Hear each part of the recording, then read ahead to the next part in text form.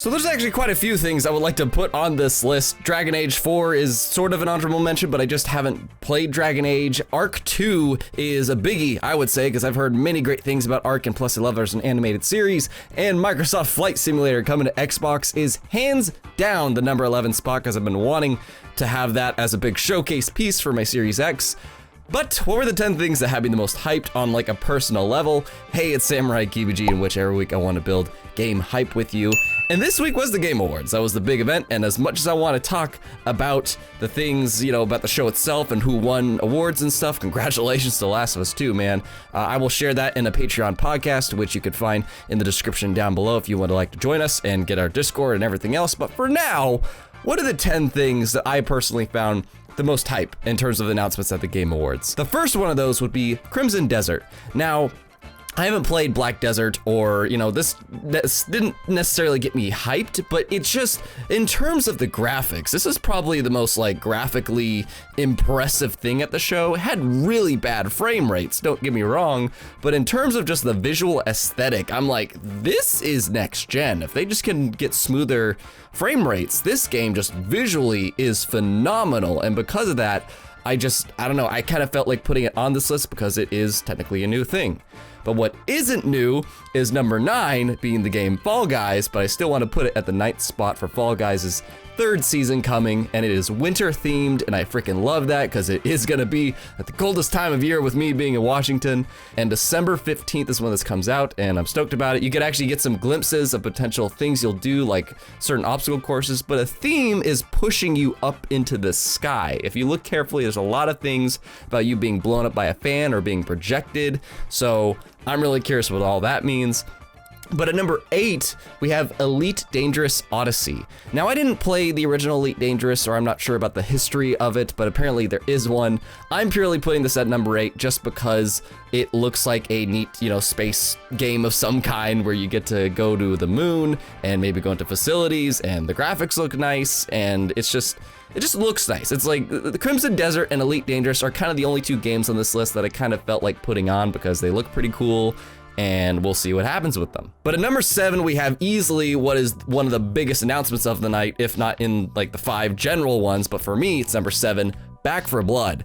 Back 4 Blood is honestly basically continuation to Left 4 Dead in that world, and you get to see a huge thing that makes tanks go to shame. Now, I'm not a big Left 4 Dead fan. I didn't play a lot of the games, but I did play them a bit, and whenever I did, they were fun. I just never owned them.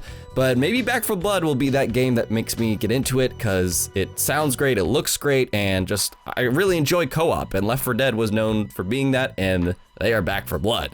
But, puns aside, number 6, we have another thing that, depending on how you look at it, might be one of the biggest announcements of the night, and that is Mass Effect will continue. Now, this is something we already knew if you paid attention to the blog post that Mass Effect posted when they announced the remake. This was not necessarily news. We knew that Mass Effect was continuing. What we didn't know is if it's a sequel or not, and there's some elements in here that kind of say it's a sequel. Now, I'm not a big Mass Effect fan, so why is it this high in the list? I'm just still excited for Mass Effect fans, and I recognize it's a great franchise, and I want to see it come back, and my best friend is into Mass Effect, so I don't know. It was just cool to see an actual teaser for this, and I guess get confirmed, potentially the Milky Way galaxy and Nura. I don't know.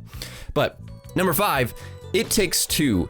Now, there is something of child joy lying inside me, and this was just charming, and it legitimately looked like, I was watching it with my chat, and everybody was saying this looks like a DreamWorks or Pixar movie, but maybe like, you know, PG-13, and I love that. It looks like, again, another fun co-op game, which is cool, because if you buy this, apparently you get one free, and that's because they want you to do it co-op, and it just looks fun. Like, it visually looks great, and the story seems hilarious. The voice acting is on beat, dude. It just seems really funny with the dialogue and the story too, being, you know, this couple that needs to find their passion again. It just looked really fun. And number 4 is the game that I think a lot of people didn't even get to see because it was a part of the pre-show, just like a lot of things, and that is Century Age of Ashes. Now, I am a sucker for dragons. That's honestly why this is so high up above things like Back 4 Blood and Mass Effect. But I'm actually a huge fan of dragons. I'm not a big medieval person, but dragons is a sucker thing for me. This is very much like the Exo Mecha game that was shown during the Xbox July event. But Age of Ashes just gives me my fix for dragons. And not only that, you get to ride them, and it's multiplayer dogfighting with dragons. And that just kicks serious ass to me, and I'm really intrigued to know more about it, so I'm taking note of it. But obviously, top 3 spots, you saw my reactions to all 3 of these. If you haven't, they'll come up as a card during this video. Number 3 is Master Chief comes to Fortnite. Now, like a lot of things on this list, I'm not a fan of Fortnite. I don't really play it. However, I might just have to, because not only is Chief the flagship face of Xbox coming to this game alongside Kratos, the flagship arguably of PlayStation, but also they have a created blood gulch from Red vs. Blue and obviously Halo, of course, where you get to do a third person capture the flag, and that has never been done in Halo. You are always playing the game in first person unless you hold a big turret or driving a car or something, but now you get to have a third person, just like Fortnite style, capture the flag in Blood Gulch, and you have Master Chief in the game, and it just rocks, dude. I don't know, I might have to try Fortnite, plus it hasn't optimized for Series X and S, so yeah. Now, number 1 and 2 honestly are freaking tied. They are really tied. I don't find one more hype than the other. Surprisingly, you'd think I'd instantly say one, but for now, I'm just saying number 2 is Perfect Dark by The Initiative. It is, if you've been following the scenes, behind the scenes and whatnot, everybody's been wondering, what the hell is The Initiative doing? If you don't know what The Initiative is, it's this new quadruple A studio that Xbox has built from the ground up, and they have people all over the field, from people from Square Enix, people from PlayStation, and they are just making something, but we didn't know what. But now we do. The rumors are true. Perfect Dark is coming back after so many years, and I've really been wanting something espionage, something spy-like, you know, instead of just a regular shooter. What's something that can be more? And I have a feeling that's what Perfect Dark is gonna be, and I want to know all the more about it. And I don't know, I'm just so happy that we finally know, and I was not expecting this in the slightest. Of all the things tonight that took me by surprise, hands down, Perfect Dark has me potentially at that top spot. But what surprised me more is honestly Sephiroth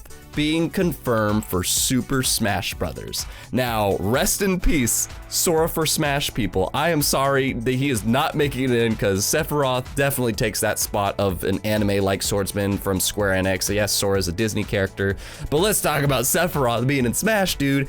It's awesome because he's a freaking villain, and I like his pick again because nobody was talking about it at the time. Everybody's talking about all these characters, but nobody was really talking about Steve that much. Nobody was talking about Sephiroth that much, but here he is, the man that's going to have insane range, and he's a villain. And I love that if you're gonna put a villain in any of these passes, I don't know if you could choose anybody more iconic than Sephiroth in terms of like a third-party villain. Sephiroth is one of the most iconic, period. And if I didn't mention what hyped you most, and honestly, there's a lot of things I didn't bring them up in the comments. I love to chat with you about them. That's why I make these videos, because I want to chat with you in comments. So check those out, as well as potentially one of the reactions from the show. And also consider checking out Patreon, on which I'll try to upload my full thoughts of the Game Awards as like a podcast that you can listen to on the go.